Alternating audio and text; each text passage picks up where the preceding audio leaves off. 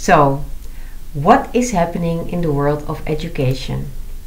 While learning mostly used to happen during our time at school, we are now lifelong learners and learn through the activities in our professional lives, from YouTube videos, on discussion fora, and yes, in a variety of online courses. This is called unbundling.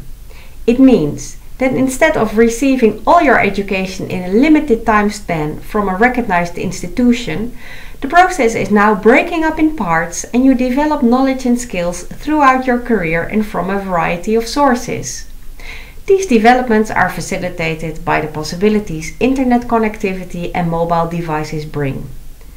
At the same time, it's required by the current labor market. As we don't have one job for life, the labor market asks for more flexibility and lifelong learning. The unbundling process means that we can pick and choose what we want to learn and when, and thus personalize our education.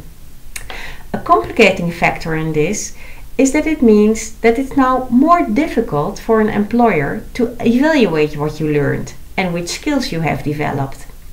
When the education is offered by a recognized institution that offers accredited programs, we know that a government or other body evaluated and approved the program. Furthermore, there are entry levels, so we know that if you graduate from such a program, you also passed the entry qualifications. With this unbundling process, the need arises for another way to obtain an indication of the skills an applicant possesses.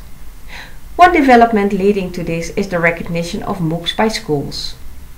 On the other hand, we see alternative ways for students to demonstrate what they learned, and one of them is through badges.